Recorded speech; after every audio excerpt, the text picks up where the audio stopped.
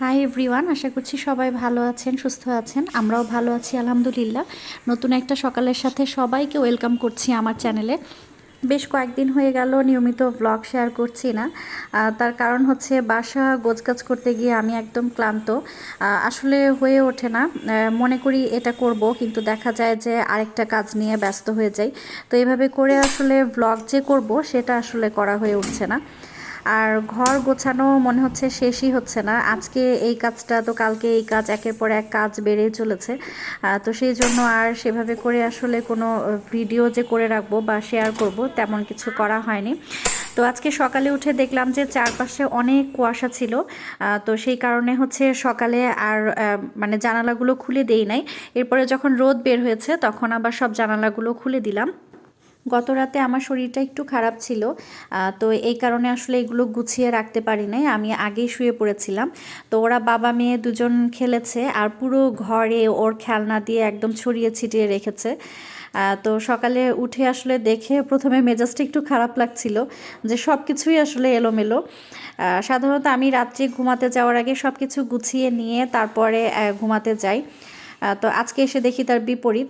তারপরে একটা একটা করে সব খেলনা উঠিয়ে নিলাম আর ঘরটাও একটু গুছিয়ে নিলাম।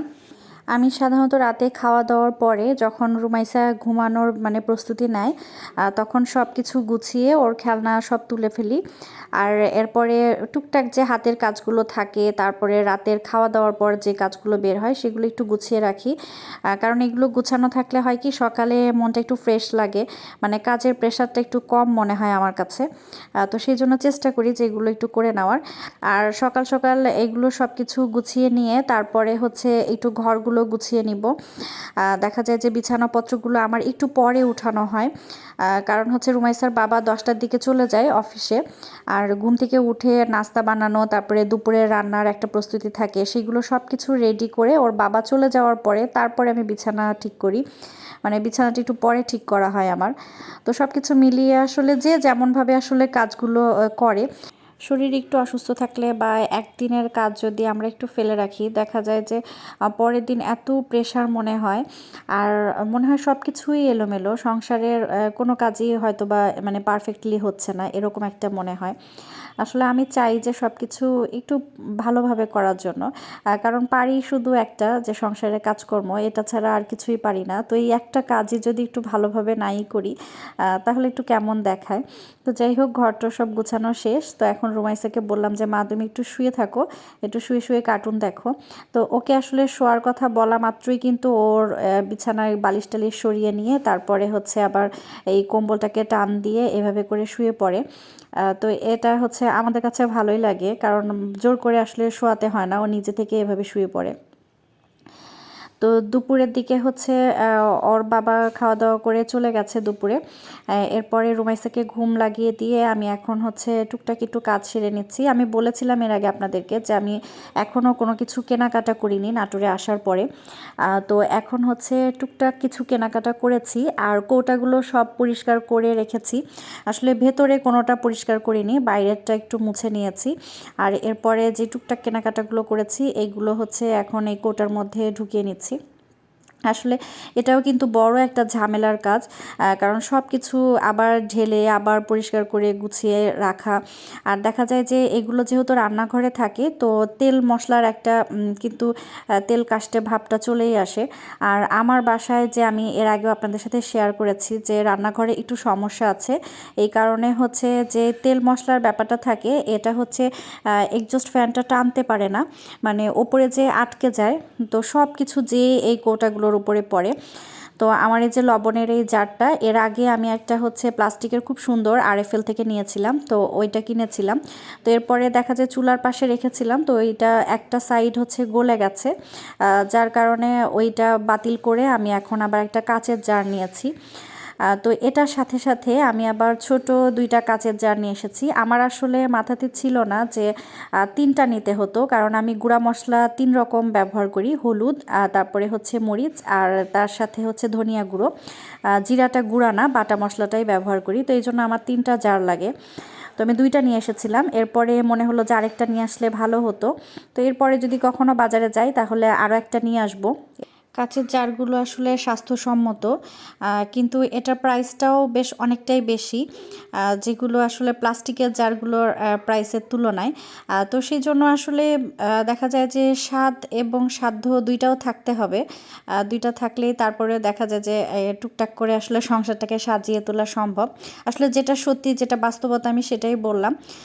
তো যাই হোক, কিনেছি, তো ভালো লেগেছে। আর এরপরেও টুকটাক করে আরও কিছু কেনার ইচ্ছা আছে, কিন্তু এখন আপাতত হচ্ছে কিনবো না, কারণ আমি যে প্লাস্টিকের জারগুলো ব্যবহার করি এগুলো এখনও মোটামুটি ভালো আছে। তো এগুলো একবারে সব কিছু বাতিল করা সম্ভব না, ধীরে ধীরে আমি বাতিল করব যখন যেটা প্রয়োজন পড়বে সেটা। আর তাছাড়া যেগুলো ব্যবহার করা যাচ্ছে সেগুলো আমি মানে রিসাইকেল করে তারপরে যেভাবে হোক ব্যবহার করব। এরপরে যদি আরও কিছু জার কিনি তাহলে কাচেরই কিনবো, কারণ প্লাস্টিকের জারটা হয় কি, আমি চুলার পাশে রাখলে অনেক সময় মানে এগুলো গলে যায়, তারপরে নষ্ট হয়ে যায়। এর আগে আমার বেশ অনেকগুলো জার হয়েছে, তো সেই জন্য এবার হচ্ছে চিন্তা করেছি যে কাচের জারটা তো এই ধরনের সমস্যা হবে না, তো এই জন্য কাচের জারটাই নিব। তো যাই হোক, আসলে এই টুকিটাকি কাজগুলো করা অনেক ঝামেলার আর সময় সাপেক্ষ। তো এই জিনিসগুলো কেনার পরে এভাবেই পড়েছিল, তো বাসাটা টুকটাক করে গুছিয়ে নেওয়ার সাথে সাথে দেখলাম যে এই কাজগুলোও করতে হবে। তো এগুলো এখন টুকটাক করে করে নিচ্ছিলাম। আর রুমাইসাকে ঘুম লাগিয়ে দিয়েছি, তো এই জন্য আর ও আসলে ডিস্টার্ব করছে না। আর এদিকে হচ্ছে এই যে ছোট্ট বোতলটা দেখতে পাচ্ছেন, এটা ছিল ইস্টের। তো এটা আসলে ফেলতে ইচ্ছে করছিল না, দেখতে অনেক কিউট। তো ভাবছি যে এটার মধ্যে 5 ফোড়ন রাখবো, কারণ 5 ফোড়নটা আমার খুব বেশি একটা প্রয়োজন পড়ে না, এটা শুধু ডালে আমি ফোড়ন দেওয়ার কাজে ব্যবহার করি। তো এই কারণে হচ্ছে 5 ফোড়নটাই এর মধ্যে দিচ্ছি। এই ধরনের ছোট ছোট জিনিসগুলো আসলে দেখতে ভালোই লাগে, আর সংসারের সব কিছুর প্রতি একটা অন্যরকম মায়া কাজ করে। দেখা যায় যে যেগুলো প্রয়োজনীয় বা কাজে লাগানো যাবে এই ধরনের জিনিসগুলো সহজে আসলে ফেলতে ইচ্ছে করে না, মানে যেভাবেই হোক সেভাবে কাজে লাগাতেই হবে, এরকম একটা ব্যাপার আমার ভেতরে কাজ করে। প্রতিদিন আসলে একটার পর একটা দেখা যায় যে কোনো না কোনো সমস্যার মধ্যে পড়ে যায়। আর যেহেতু আমি সরাসরি ভয়েস দিই না, পরে এডিট করে ভয়েস ওভার করি, তো এই ক্ষেত্রে হয় কি, সবাই থাকলে আসলে আমি ভয়েস ওভার করতে পারি না, তো আমার একটু সমস্যাই কাজ করে। তো এই জন্য ভিডিও ভয়েস ওভারের মানে সমস্যার কারণে আমি ভিডিও আপলোড করতে পারি না, এটা সব থেকে বড় সমস্যা আমার। তো যাই হোক, আমি এখন কাউন্টার টপটা গুছিয়ে নিচ্ছিলাম, তো আপনাদের সাথে একটু শেয়ার করি। কাউন্টার টপের এই যে জায়গাটা, এই ছিদ্রটা থাকার কারণে না দেখতে খুবই বাজে লাগছে, তো এই জায়গাতে একটা গোল টাইপের কোনো ঝুড়ি দিলে হয়তো বা জায়গাটা একটু কভার হয়ে যেত, কিন্তু আমার কাছে এই লম্বা ঝুড়িটাই আছে, তো আপাতত এখন আসলে কিনবো না, কিছুদিন পরে কিনবো। তো এই যে দেখেন, এই জারটাও কিন্তু গলে গেছে, মানে চুলার পাশে দেখা যায় রান্না করতে করতে হুট করে আমি রেখে দিই আর জারগুলো এরকম নষ্ট হয়ে যায়। আর এগুলোতে অল্প করে করে কিছু মশলা আছে, তো এগুলো আপাতত এখন সরিয়ে রাখছি না, এই অবস্থাতেই থাকবে। আর এখন এই ঝুড়িটা একটু মুছে নিব। আসলে সব কিছুই আমি একবারে ডিপ ক্লিন করি নাই, কারণ আমি রান্নার পরে একটা কাপড়, ভেজা কাপড় দিয়ে আমি সব কিছু প্রতিদিনই মুছে দিই, মানে হাতের কাছে যে জিনিসগুলো থাকে প্রতিদিনই চেষ্টা করি যে একবার করে মুছে ফেলার জন্য। তো এক্ষেত্রে আমার মানে ডিপ ক্লিন করা খুব একটা বেশি প্রয়োজন পড়ে না। তো আর যে কৌটাগুলো আছে যেগুলো নতুন নিয়েছি সেগুলো আমি হচ্ছে ধুয়ে নিয়েছি ভেতর বাহিরে ভালোভাবে, আর যেগুলো পুরনো সেগুলো জাস্ট ওপর থেকে একটা শুকনো কাপড় দিয়ে মুছে নিয়েছি, এই আর কি। আর তেমন কিছু আসলে ক্লিন করি নাই। তো এই যে এখন ঝুড়িটার মধ্যে আমি একে একে মশলার জারগুলো রেখে দিচ্ছি, তো দেখা যাচ্ছে যে দুইটা রাখার পরেও অনেকটা স্পেস এখানে পাওয়া যাচ্ছে, তো আরেকটা আমি রাখতে পারবো। তো যেহেতু এখন আমি আরেকটা কিনি নাই, তো সেক্ষেত্রে আমি এর ভেতরে যে প্রয়োজনীয় জিনিস, মানে যেটা সব থেকে বেশি কাজে লাগে, তো সেই জিনিসগুলোই আমি রাখবো এখানে। তো এরকমই একটা আমার কাছে হচ্ছে তেলের বোতল, মানে দেখেন আমি বারবার কিন্তু একটা জিনিসই দেখাচ্ছি যে এই ছিদ্রটার জন্য দেখতে ভালো লাগছে না। তো যাই হোক, এপাশে হচ্ছে লবণের জারটা রাখছি, মানে এই জিনিসগুলো আমার প্রতিদিন কাজে লাগে, আমি রান্নায় যে মশলাগুলো ব্যবহার করি সেগুলোই রাখছি কাছে। আর এদিকে হচ্ছে যে তেলের বোতলের কথা বলছিলাম, এটা হচ্ছে একটা অলিভ অয়েলের জার, তো এটাকে আমি খুব ভালোভাবে পরিষ্কার করে নিয়েছি। এটার মধ্যে আমার ইচ্ছা সরিষার তেল বা সয়াবিন তেল কোনো একটা কিছু রাখবো। আর এই দুইটা জিনিস আমার সব সময় প্রয়োজন পড়ে, হাতের কাছে প্রতিটা দিন লাগে, মানে ভিনেগার আর হচ্ছে বেকিং সোডা। তো এটাও আমি এই হাতের কাছেই রাখবো। মানে এই দুইটা জিনিস তো ম্যাজিকের মতো কাজ করে ক্লিনিংয়ের যে ব্যাপারটা, মানে কোনো কিছুতে কোনো সমস্যা হলেই একদম বেকিং সোডা আর ভিনেগার দিয়ে দিলে একদম ঝকঝকে তকতকে হয়ে যায়। তো সিঙ্ক, তারপরে চুলা, এই এরিয়াগুলো প্রতিদিনই প্রায় দেখা যায় যে আমি এগুলো দিয়ে পরিষ্কার করি। তো সেই জন্য এই দুইটা আমি একদম হাতের কাছেই রাখবো। আর এখানে বোতলটার ভিতরে তেল এখনও ঢালা হয়নি, তারপরেও রেখে দিলাম, মানে জায়গা হয় কিনা এটা দেখার জন্য। তো কাউন্টার টপে আসলে খুব বেশি জিনিস রাখবো না, ইলেকট্রিক জগটা রেখেছি আর যে মশলাগুলো প্রয়োজন এই কয়টা কোটাই রেখেছি, আর কিছুই আসলে রাখছি না।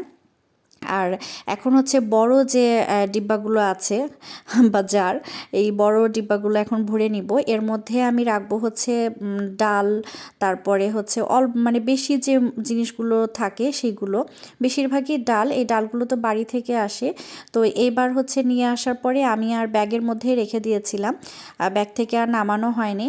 আর যেগুলো কৌটার মধ্যে ছিল সেগুলো হচ্ছে কৌটা নিয়ে আসার সময় আমি ঢেলে ঢেলে এভাবে করে শপিং ব্যাগে করে মুড়িয়ে নিয়ে এসেছিলাম।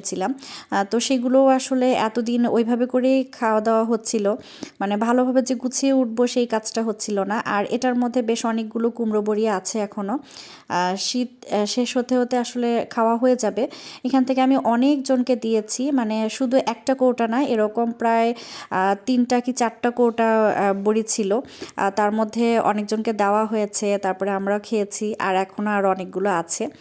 আর এখন এই যে ডালগুলো সব ঢেলে নিচ্ছি, আসলে একে একে নিজের ইচ্ছা মতো গুছিয়ে নেওয়া। রান্নাঘর হচ্ছে একটা কমফোর্ট জোন প্রতিটা মেয়ের জন্য, এখানে আসলে দিনের অনেকটা সময় পার করতে হয়।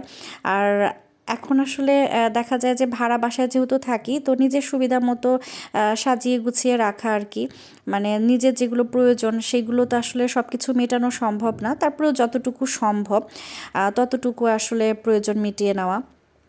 তো আমার রান্নাঘরটা স্পেস অনেক কম, যশোরের রান্নাঘরটা এর থেকে একটু বড় ছিল, তারপরে আমি আমার ইচ্ছা মতো করে একটু সাজিয়ে নেওয়ার চেষ্টা করছি আর কি। ওপরে অনেকগুলো তাক আছে, তো সেই তাকগুলোর মধ্যে আমি এই যে বড় বড় কৌটাগুলো এগুলো রাখবো।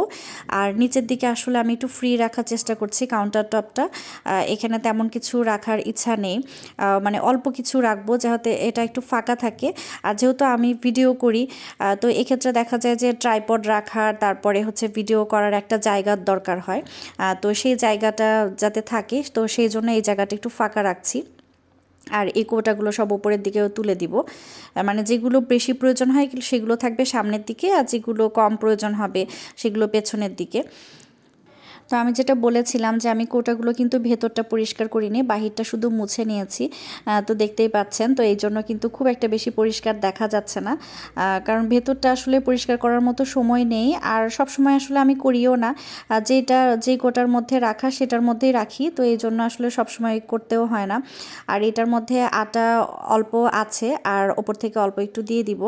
আর এই আটাটা আসলে খুব বেশি খাওয়া হয় না, বিভিন্ন রেসিপির কাজে লাগে কেক টেক বানাতে গেলে, তো এই জন্য এটা একটু অল্প করে রাখি, মানে প্রয়োজন বোধে আসলে রাখি। আর বেশিরভাগ জিনিস আসলে বাড়ি থেকে আসে, এই আটা, ডাল, তারপরে হচ্ছে হ্যাঁ তেল, আরও অনেক কিছু। তো এগুলো যেহেতু বাড়ি থেকে আসে, তো এই জন্য এই বড় বড় কৌটাগুলো আমার খুবই কাজে লাগে, মানে এই অল্প অল্প কৌটাতেও হয় না, এগুলো আসলে শেষের দিকে, এই জন্য দেখতে পাচ্ছেন যে ছোট ছোট কৌটা। এছাড়াও কিন্তু বড় বড় কৌটা রাখতে হয়, মানে কিছু করার নেই আসলে। মানে আমার হাসি পাচ্ছে বলতে এই জন্য যে বস্তা ভরে আসলে নিয়ে আসি, তো নিয়ে এসে কোন কোনায় রাখবো, কোথায় রাখবো, এরকম চিন্তা ভাবনা করতে হয়। তারপরে যখন ফুরিয়ে যায় তখন আসলে এভাবে একটু সাজিয়ে গুছিয়ে রাখি আর আপনাদের সামনে একটু দেখাই। আর এদিকে হচ্ছে ভিম লিকুইডটাও হচ্ছে পানি, তারপর একটু ভিনেগার দিয়ে আমি মিশিয়ে একটু ঝাঁকিয়ে রেখে দিলাম। আর তারপরে আর কিছু আসলে ভিডিও করতে পারিনি, সন্ধ্যা থেকে অনেক ব্যস্ত ছিলাম। আর রাতের দিকে রুমাইসার বাবা বলছিল যে আজকে হালকা পাতলা কিছু খাবে, মানে তেমন ভারী কোনো খাবার যাতে না রান্না করি। আসলে রাত্রেও আমার রান্না করতে হয় মাঝে মাঝে, তো আজকে দুপুরে সেভাবে রান্না বান্না করিনি। আর রাত্রেবেলা হচ্ছে মাসকালাইয়ের ডাল, এটা তো আমাদের এলাকার একদম খুবই প্রচলিত একটা খাবার, আর খুবই পছন্দ, আমরা এই ডালটা খুবই পছন্দ করে খাই। তো তার সাথে বলছিল যে একটু বেগুন ভাজা, তো আমাদের এদিকে বলে যে বেগুনের চাক ভাজা, মানে গোল গোল করে কাটা হয়, তো এই জন্য আমাদের এলাকায় বলে বেগুনের চাক। তো যাই হোক, এখন হচ্ছে এই বেগুনগুলো একদম ফ্রেশ, তো এই বেগুনগুলো এখন হচ্ছে ভাজি করব। তো আসলে সবাই ভাজি করতে পারে, তো আমি যেভাবে করি সেইটা আপনাদের সাথে একটু শেয়ার করছি। তো আমি এভাবে গোল গোল করে কেটে নিলাম। আমি কিন্তু প্রথমে ধুয়ে নিয়েছি, আর তারপরে এখন হচ্ছে আমি একটা কাঁটা চামচ দিয়ে এই বেগুনগুলোর ওপরে মানে একটু ছিদ্র করে করে দিব। এতে করে হবে কি যে মশলাগুলো সেগুলো একটু ভালোভাবে ভেতরে যাবে। তো এদিকে কিন্তু আমার মেয়ে খুব চিল্লায় চিল্লায় কথা বলছে, তারপর বাবার সাথে খেলছে, তো ওই সাউন্ডটাও কিন্তু চারপাশ থেকে আসছে। আসলে কিছু করার নেই, ওর বাবার সাথে যখন খেলে বা একটু ওর বাবার সময় দেয় তখনই আমি একটু ভয়েস ওভার করতে পারি, আর না হলে ও যখন ঘুমাবে তখন। তো এইভাবে করে আসলে আমার ভয়েস ওভার করা হয় না, ভিডিও ছাড়তে একটু দেরি হয়ে যায়। তো এখানে আমি খুব বেশি মশলা কিন্তু দেই নাই, জাস্ট একটু লবণ দিয়েছি, হলুদ আর হচ্ছে শুকনো মরিচের গুঁড়ো, এই দিয়ে আমি একটু মাখিয়ে নেব। আর মাখিয়ে আমি 5 মিনিট মতো রেখে দিব। আর আমার আজকের ব্লগটা যদি ভালো লাগে তাহলে অবশ্যই লাইক করে দিবেন, আর একটু বেশি ভালো লাগলে অবশ্যই আপনাদের ফ্রেন্ডস অ্যান্ড ফ্যামিলির সাথে শেয়ার করে দিবেন। আর কমেন্ট করতে ভুলবেন না, অবশ্যই কমেন্ট করে আপনাদের মতামতটা জানাবেন। আজকে ব্লগটা একটু বড় হয়ে গেছে, এখন যে অংশটা শেয়ার করছি এটা হচ্ছে মানে আমি আগে যে ভিডিওটুকু শেয়ার করেছি তার আগের দিন রাতে করা। মানে আগের দিন রাতে আমাদের খাবার দাবার ছিল একদম সিম্পল বাঙালি খাবার, আর হচ্ছে পরের দিন আসলে রান্না বান্না করেছি দুপুরে, আর রান্না শেষে আমি হচ্ছে ঘরের সব জিনিসপত্র একটু গোছগাছ করছিলাম, তো সেই ভিডিওটাই শেয়ার করেছি। তো আসলে একটু এলোমেলো হয়ে গেছে। তো যাই হোক, দেখা যায় যে ভিডিওর হচ্ছে মানে রেগুলারিটি মেনটেন না করলে এরকমটা হয়ে যায়। তো এই ছিল আমাদের রাতের খাবার দাবার। আসলে মাঝে মাঝে এরকম ইচ্ছে করে একদম সিম্পল খাবার খেতে। তো আমরা এরকমভাবে আসলে দিন পার করি। দেখা যায় যে একদিন একটু ভালো রান্নাবান্না করলাম, তো রাত্রেবেলা দেখা যায় যে সেই খাবারটা আর খাওয়া হয় না, মনে হয় যে থাক একটু হালকা পাতলা কিছু খাই। আজকের ব্লগটা একটু বড় হয়ে গেছে, নর্মালি আমি এরকম হচ্ছে ব্লগ দেই না কখনো, একটু ছোটো ছোটোই দেই, কিন্তু আজকের ভিডিওটা দেখছি এডিট করতে গিয়ে অনেকটাই বড় হয়ে গেছে। তো রান্নাবান্না শেষ, এখন খাবার পালা। তো মন চাইলো আজকে যে একটু সাজিয়ে গুছিয়ে পরিবেশন করি খাবার। আসলে সাজিয়ে গুছিয়ে খাবার পরিবেশন করতে খুব ভালো লাগে, কিন্তু তাড়াহুড়ো করে যেহেতু আমাদের খাওয়া দাওয়া করা হয়, তো সেই জন্য আর আসলে এভাবে সাজিয়ে গুছিয়ে করা হয় না। তো ভাবছি যে রুমাইসার বাবাকে আজকে একটু সাজিয়ে খেতে দিই, মানে সিম্পল খাবার একটু সাজিয়ে দিলে দেখা যায় যে আর একটু ভালো লাগে। তো এই আর কি। তো আজকের মতো এখানেই বিদায় নিচ্ছি। সবাই ভালো থাকবেন, সুস্থ থাকবেন, আমাদের জন্য দোয়া করবেন, বিশেষ করে আমার মেয়েটার জন্য দোয়া করবেন। আর আপনাদের সবার জন্য মন থেকে অনেক অনেক দোয়া আর ভালোবাসা। কথা হবে পরবর্তী কোনো ব্লগে, সে পর্যন্ত সবাই ভালো থাকবেন। আল্লাহ হাফিজ।